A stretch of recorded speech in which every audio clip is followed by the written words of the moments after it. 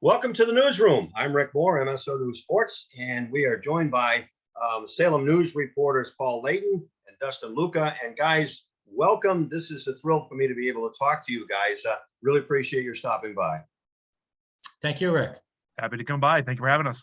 All right, we're going to talk now. I got to get this straight. Paul, your coverage area is you tell me it's mostly Beverly. It's mostly Beverly, yes, but like the rest of the reporters here, we also branch out as well. But yeah, primarily Beverly.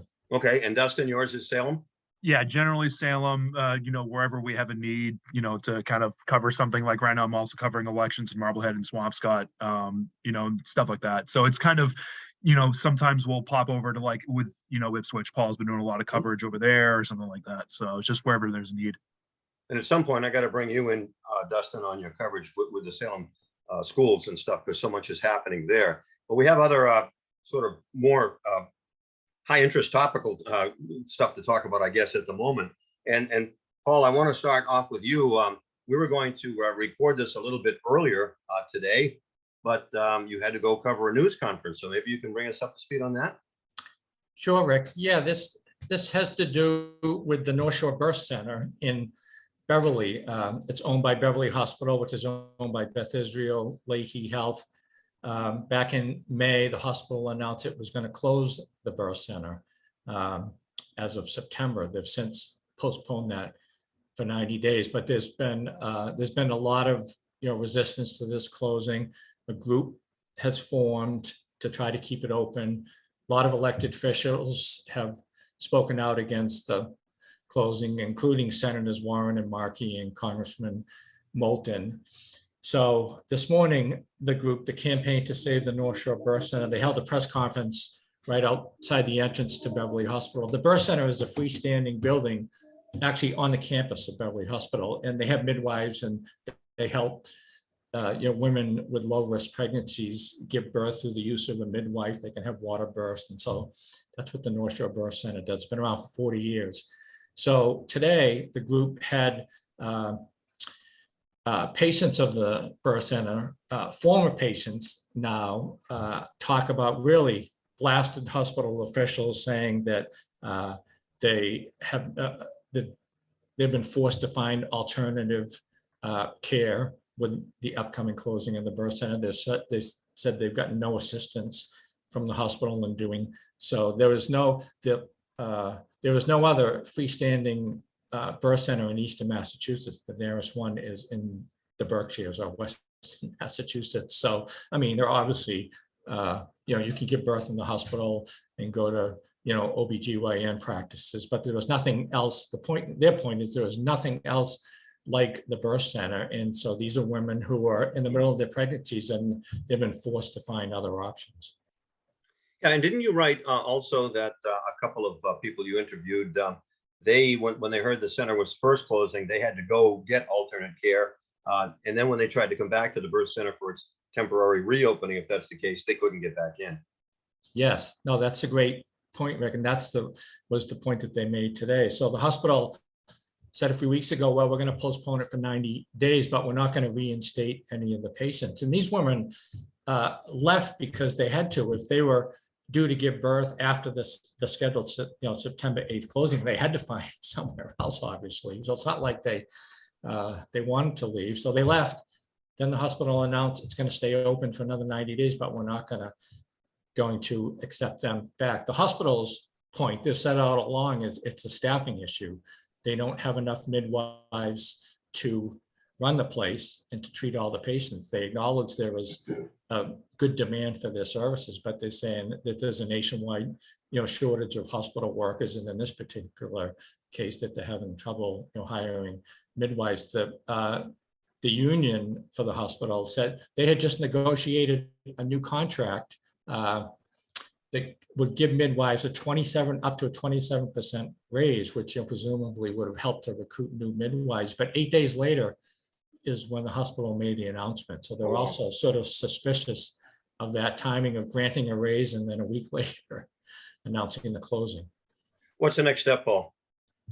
Well, the hospital has said, like I said, they said that they're postponing it. There's this whole review process before the Department of Public Health, before you close what's called an essential services. The state can't stop the closing, but the hospital needs to show where patients can access alternatives. And right now, the testimony of these patients is that there are no, it's supposed to be comparable alternatives. So whether giving a birth in the hospital across the street from the birth center is a comparable alternative, these women say it's not. That's not what they want. The point of a birth center and midwives is to have a natural birth in a home-like setting. And they say moving across the street and going into the hospital is not comparable. So I think that's what it comes down to. But I guess the bottom line is, from what I understand, and I know it's true, the state cannot stop this, but there's a lot of pressure, and like I said, including from two of the states, congressmen, to stop this. So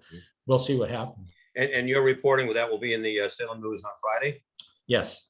Yep. Right. So we're going to link to that. Very good. Just as long as I get the story done on time, which I'm working on right now. Yeah. As long as I don't keep you too long here, Yeah, right? exactly. Yeah. Okay. All right. Dustin, Luca, great to see you again. How you doing? Doing awesome. How you doing? That's good. That's good. And I see you're in the new office. I haven't been there yet.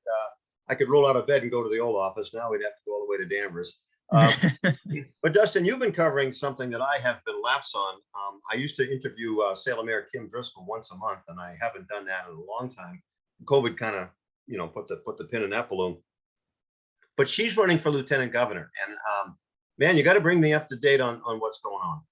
Yeah, so it's a very, very active race, and obviously getting a ton of attention locally just because of the fact that the Salem mayor of 16 years, possibly approaching 20 years, which would make her actually tied for the longest serving mayor in the city's history, is suddenly possibly looking at a career change at this point. So there's been kind of a lot of attention on that. And right now, the speculation in Salem, a lot of people are kind of feeling like she's a favorite going into the primary.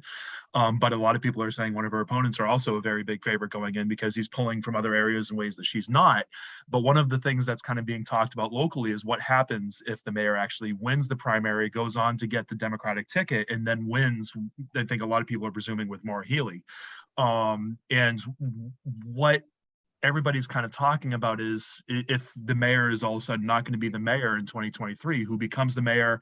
There's been speculation about who could be running for that race. Would there need to be a race? Which the answer is yes. The city would have to elect a new mayor to cover the last 3 years of Kim's term if she were to become lieutenant governor.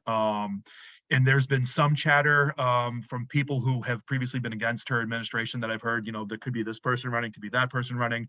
But something that a lot of people are kind of focusing on is how there doesn't seem to be anybody running who would basically be seen as in favor of the current mayor who would step in after her. So there's been kind of nobody kind of stepping on that, and that might be because she hasn't even run a primary yet, so it might be too early. But that's kind of where things have been at that right now. But there's also been a little bit of attention on the state rep race in the area, because right now Paul Tucker is the state representative.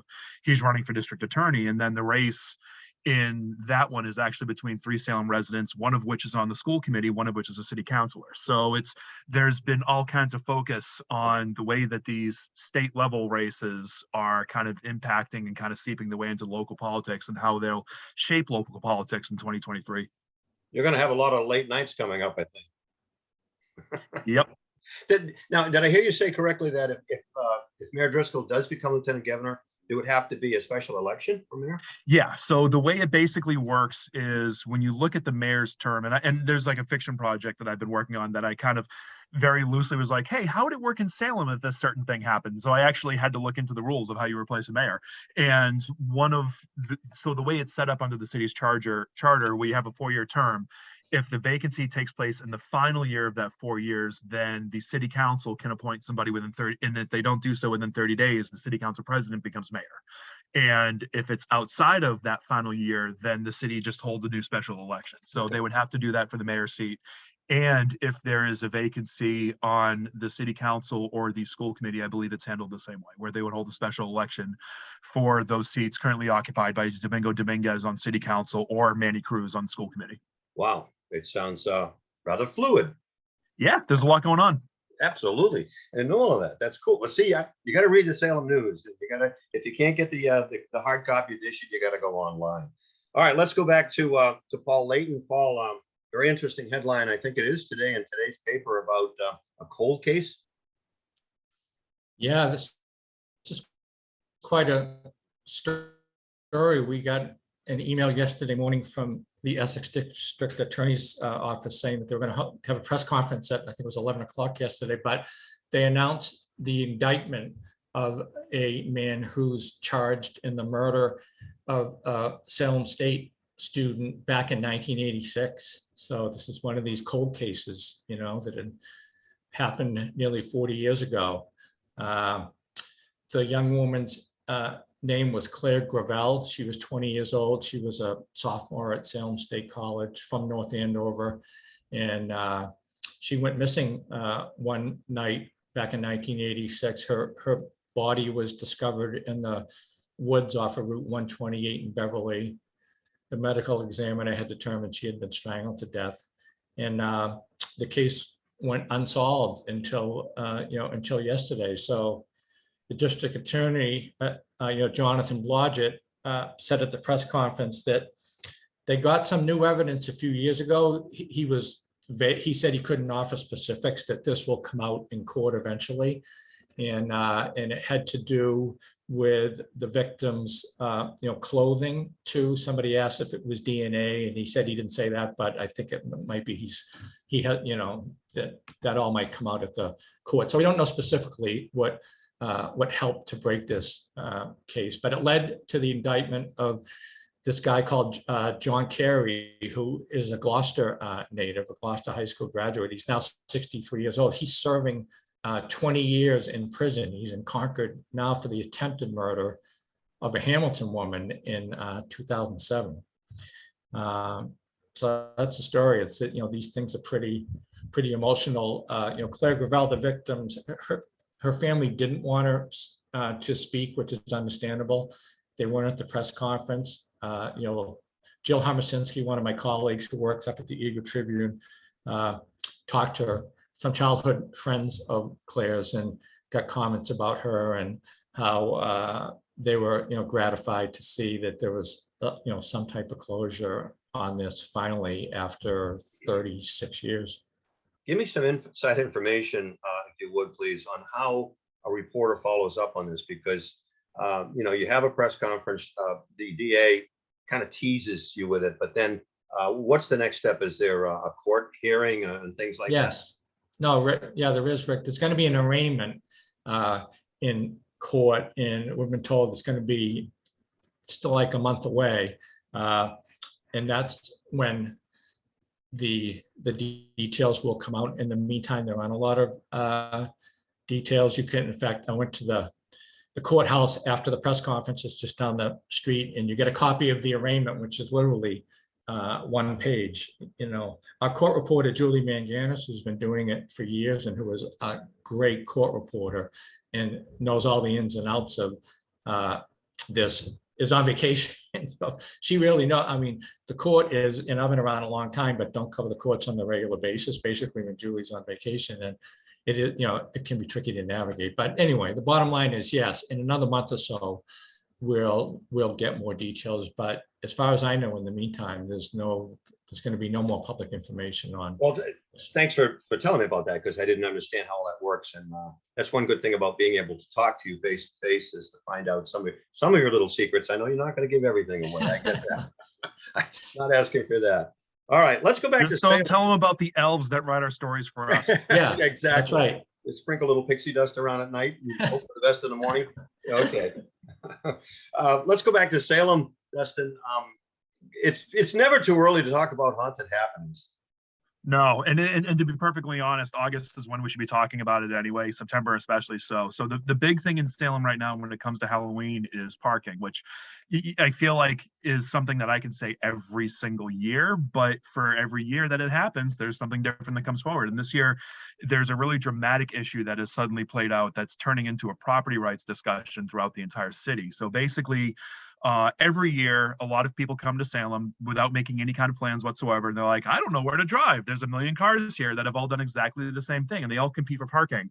And what a lot of private property owners around downtown do is they offer their lots to basically say, okay, you could park here for X dollars, park here for the day, then you're good. And the X has changed year after year to basically mimic whatever the city charges for parking tickets. So if you park illegally in a neighborhood where you're not supposed to be parking, they'll issue you a ticket for so much money. And you tend to see the parking lots that pop up on private property usually top that ticket price by like $10. So like last year, the city, I think the year before, private lots were charging 40, then the city council changed the ticket fee to $50. And then last year the lot started charging $60. So this year the ticket fee is $75. Oh, okay. And it's just, it keeps doing this, and then the other side keeps doing this, and then they're kind of racing. So what they decided to do this year is create a permit process so that the properties that are doing it can legally do it, because right now there's actually nothing in the city's laws that actually allows you to do it. So either the city can look the other way, or they have to go to every single property and say, you're not allowed to do this anymore. And if they were to do that, then they'd interfere with church properties that are trying to raise money for fundraisers that they then kick off to the Salem Pantry and all these other, nonprofits that are doing really, really great work and raising money during the busiest and most profitable season the city has every year. So then this turned into, well, now you're going to legitimize parking downtown when you don't actually want people parking downtown, because now you're going to put something out there that says, hey, there's going to be new parking downtown, and everybody's saying, now everybody's going to drive downtown. Why don't you do this outside of downtown? And then they're saying, well, we can't do that because XYZ. So this has all turned into a kind of a really heated discussion looking at what people are allowed to do and not allowed to do with their private property.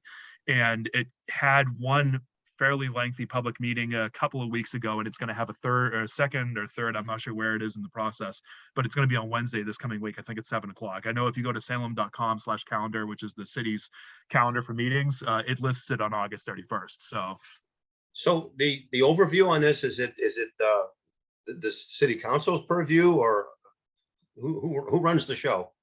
So it's the city council issue, and when it comes to who runs the show, it's really up to the building inspector in terms of, because like I mentioned, there's nothing in the rules right now that actually allows this. So really, like when one of the funeral homes does this for 80 some odd cars, which is where a lot of the complaints are coming from right now, a lot of people say, well, you're not actually allowed to do this. And then the building inspector basically says, well, I'm the only person that is enforcing code, and there's a lot of code enforcement issues during the month of October.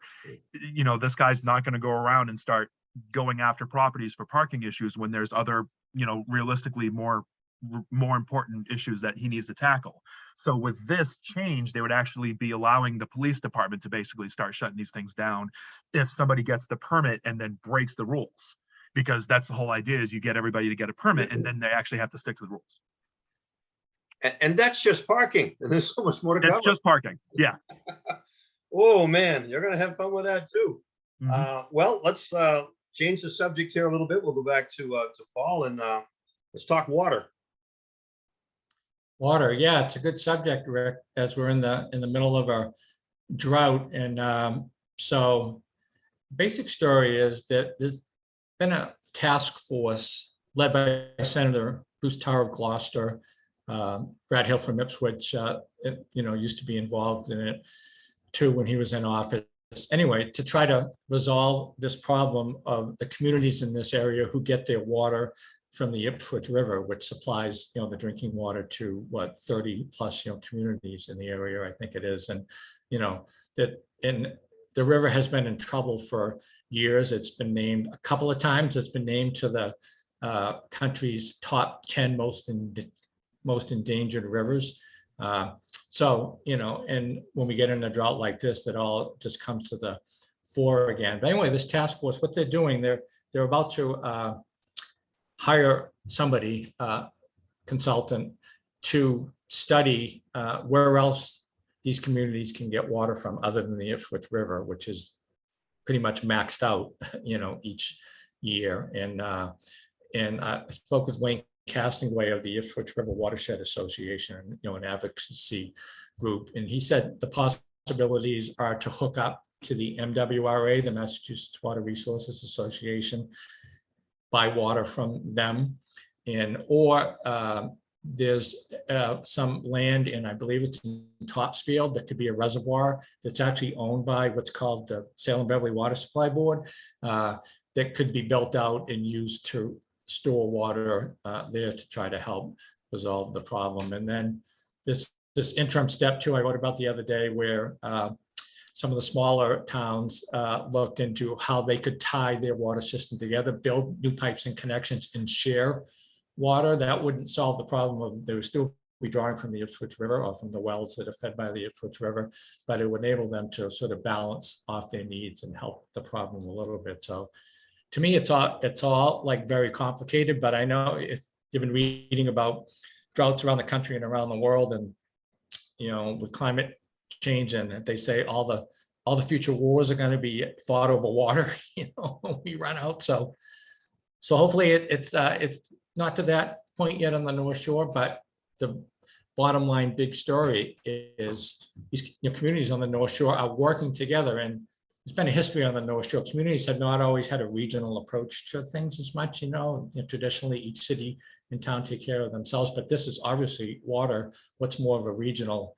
need than that, and they need to work together to find a way to ensure their future water needs. It seems like climate change, water problems, population, that stuff is beginning to rise up in terms of people's priorities. Yeah. And it's becoming more and more real, I think, or evident in people's lives who said meh previously. No, I think so. I know we did a story a year or two ago where the Ipswich River Watershed Association, they held a press conference and they set up a table, chairs for people to speak, and they held it in the river, in a dry spot of the river. Oh boy. To sort of illustrate the problem. Okay, well, keep our fingers crossed on that. And what's your reaction to all of this, Dustin? Well, so I've been kind of doing a couple of different stories looking at kind of the ecological angle on this when you're looking at like biodiversity and things like that. And I had about a month and a half ago, I had this story pitched to me from this guy in Wenham who beautifully enough lives on a street called Arbor Street. Just fits perfectly for this, where he's been making the case for increasing the natural biodiversity basically, and focusing on kind of native plants and plants that were designed to actually live in New England and evolved to New England. And he actually brought up a really good point when I was working on the story that I've now carried over into 3 or 4 different stories that I've done that kind of directly respond to this crisis with the Ipswich watershed, or the river watershed, where basically if you're actually using native plants, they are adjusted to the climate, they're adjusted to going through droughts, they don't need as much water. So basically by getting rid of the non-native plants and the exotic plants that everybody litters their lawns with, you're actually going to create lawns that don't need as much water, and then therefore start storing water better. And when they start storing water better, that recharges all of the water systems, including the Ipswich River and everything else. So there's basically been, to your point that you just made a couple minutes ago, where this is slowly rising to become more of a priority for people. I think people are also listening to the, ecological groups right now that are basically saying, make this change, make this change, make this change, and then you'll have a positive impact on the entire system. People are kind of starting to latch onto that idea, and you're starting to see that kind of creep its way into stories as well, like what I've experienced. Good stuff. Oh my goodness, good stuff. And as alternative energy, I don't know if you guys saw, but a giant blade broke off one of the wind turbines in Gloucester a few weeks ago. Yeah. I don't know why that's not a bigger story than it is. That sucker could have killed somebody. Yeah. Have you ever seen one of those come off when the blades are actually spinning? It's No. quite the sight. I mean, and not to say that that's what happened, because I know I think this turbine was actually not operating at the time. The blade just decided to oopsie itself off. But also, it's good you bring this up, because Salem actually has a massive proposal going forward right now to actually build offshore wind turbines in the city of Salem. Right. And just before anybody kind of leaps to that conclusion, they're not actually going to be building these things like this in Salem, and you're not going to have the possibility of turbines falling down and landing on the House of Seven Gables or something like that. So, well, I tell you, it's in a pretty populated spot, the 3 turbines in Gloucester, and pretty nasty. I'm not an investigative reporter, but I got to find out more about that, because that thing is just kind of fallen by the wayside. And when you drive into Gloucester, you see just the 2 blades, hanging on the bottom. And it's I don't know. It's a pretty freaky story. I support all kinds of alternative energy, but man, that one scared me. Boys, anything else you want to mention before we conclude our first edition of the newsroom? just have a glorious weekend and week ahead. Amen to that. Yeah, no, I appreciate, Rick, you doing this and giving us the chance to talk about the news. I know we've talked before on the podcast about this, and it just, yeah, we just appreciate getting the work out and getting the word out about local issues. And, you know, the more venues to do that, the better.